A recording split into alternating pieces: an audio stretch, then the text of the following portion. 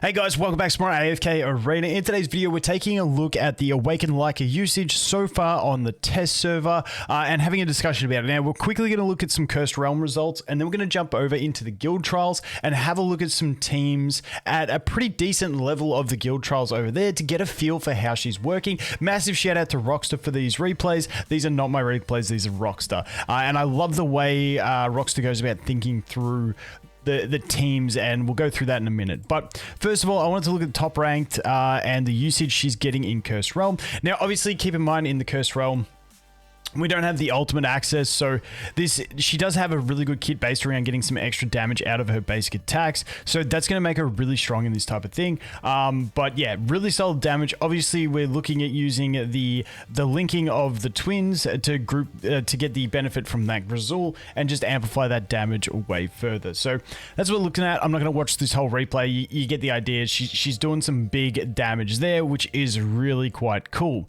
But the other thing that I was more excited to look at is going to be those guild trials over here when we take a look at it, because there is some, honestly, so I've been trying to test her on my RemOP account to get some progression, but I don't have 30 signature item, I don't have 9 furniture, and I don't have 60 engraving. And without those things, she feels very crippled. So I think Leica is one of those ones you really need full investment, especially the 9 furniture. I feel like is very important. But what I want to do is I want to show you here what we've got from these replays. So when we take a look at her, let's take a look using Call in this one. I'm only going to show you hers because I can't be bothered long pressing everything. That one we're using the Verdant. Let's go here just to get a feel for it. We're back onto Call over here, just when you're looking at artifacts and stuff like that. Back onto the longbow. And then over here, we are looking at Call again. So Call and Verdant are the two ones that we're using in these replays. But the first team by Rockstar. Now, Ulna just seems like a great fit for Awakened Lyca. The fact that the rest of your team comes in late, you put Ulna in there with anything else in the front row, and they're going to survive until your team rolls in. So this team is basically all about grouping the enemy team up, keeping them grouped up with Fane and Odin. So Fane stops them escaping, Odin teleports them on top of themselves, keeps them stunned, and then that way all her meteors are doing that splash AoE damage, and that's the basics around this team, which I found to be a really good synergy. Now, Ulna was like the first basic synergy that I thought of when we jumped into like theory on her, because, you know, if you're coming in late, the other 2 units or 3 units, depending on where you put her, the rest of the units have to survive until her and the rest of the team get out there. And it's a bit of an awkward thing because in some situations it feels bad, but obviously if you play to its advantages, it can work really well. And we'll talk about like one of the clear advantages that I want to talk about when we look at one of the other teams, and the way she can really work well. But as you can see, this team just keeps the enemy grouped, keeps them locked out, and you just eventually deal enough damage to go ahead and kill them. And the next one here, once again, really, it's kind of funny that you're delaying your own entry and then you're bringing Zolarath to delay your own team's entry. But in this one, we're basically looking at using Zolrath and Chad in the front row, Vathale, if you will. I refer to him as Chad from now on. But Chad's just super tanky, can survive pretty decently. And then we got Zolrath, who has his little hideaway. Now, in this one, Zolrath does die anyway, but the strategy there, once again, I believe, is to have things that can survive until the rest of the team is back. And then obviously Bones is going to go onto the Leica and just amplify that damage. Now, this isn't like the smoothest run you've ever seen, but it gets the job done and you can get the idea of what was happening. But all in all, I've been pretty impressed with all the damage numbers that I'm seeing out of Leica in both bossing and in these type of testing. So that's promising as well. Next up, this one, once again, very logical team. We're using 2 characters that have extra lives, essentially, in the front row so that they can die. But the big synergy in this one here is that because we come out starting with additional energy, so these 2 will sort of distract the enemy team at the start. Then we come out and our Leonardo starts with the extra energy. And if we look at Leonardo, he's got the call, so he's going to try and generate that energy faster. Obviously, he's always going to be on that. And the thing about that is, we get him out. He comes in late. Keep in mind, these two are distracting the enemy, so they're already engaged. And then Leonardo's going to do his stun into his painting.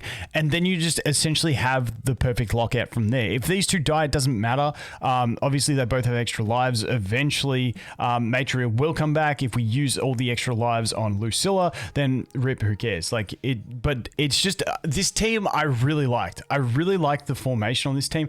Plus, we have the 3 Hypergene bonus, which is really nice as well. So as you can see, it just works really well with the Leonardo. I feel like the Leonardo play is a really clever one. Obviously combined with the Khazad, so you just get perma lockout, and it doesn't even matter anymore. And eventually you're just gonna kill the things.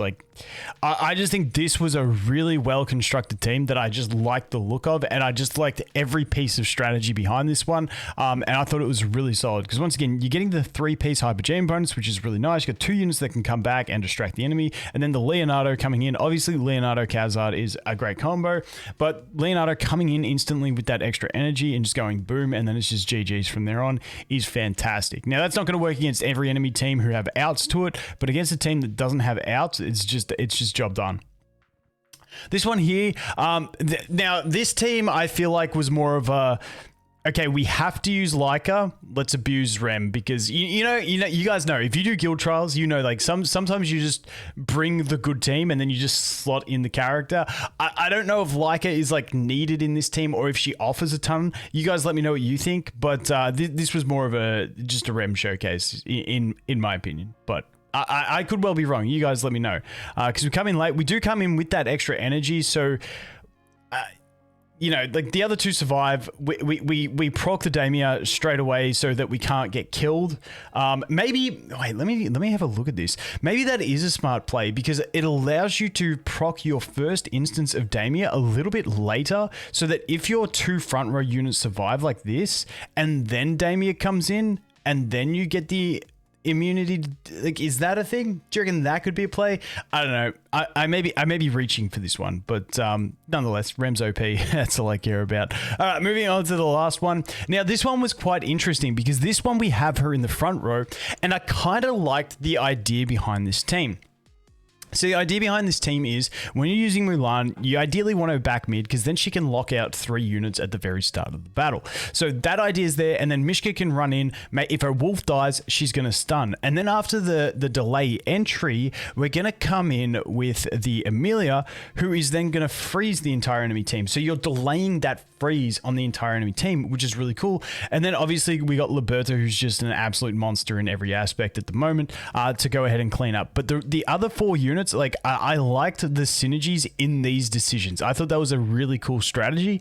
And as you can see, so we get the instant stun with Mulan. We get the Mishka jumping straight away. These guys are in, and then it's just you just snowball from there. There's the freeze. That was from the kill freeze, which is still not bad because the kill freeze is still enough stalled. And then we just get the Mishka, and then we get the Liberta just absolutely clapping stuff. But I like the theory behind that one. Once again, one of those ones that didn't work perfectly as perfect as it could have, but it still worked nonetheless. So honestly, in general, when we look at the damage she's dealing compared to a Liberta, I think that's really reasonable. And I think Leica actually died early in this one as well, didn't she? Where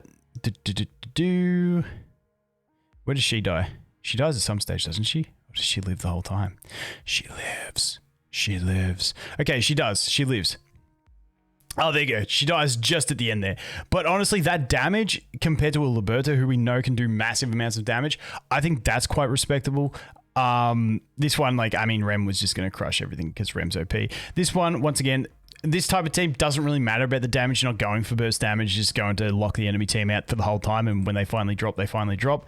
This one was respectable, but she did have the Bones buff as well, so if Bones was going on Athalia, it would have been probably a different story, but Bones going on her, obviously really helping out that damage as well. And this one, compared to an Odin, who is falling off in compared to some of the newer units in damage potential, but still respectable damage, but once again, this is a lockout team. So the way I see Leica is, she's got respectable damage, but I don't think she's a carry outside of lockout teams. She's not going to deal the most damage outside of lockout teams, but then you can abuse her utility in other teams. That's kind of the way I'm looking at it. Let me know if you guys have a different take so far. Once again, it is early days. She's not even out on global, and I'll definitely play with her more on Chiasma when she comes out. But as always, guys, thanks for watching. Hope you have an awesome day, and I look forward to seeing the next one. Cheers.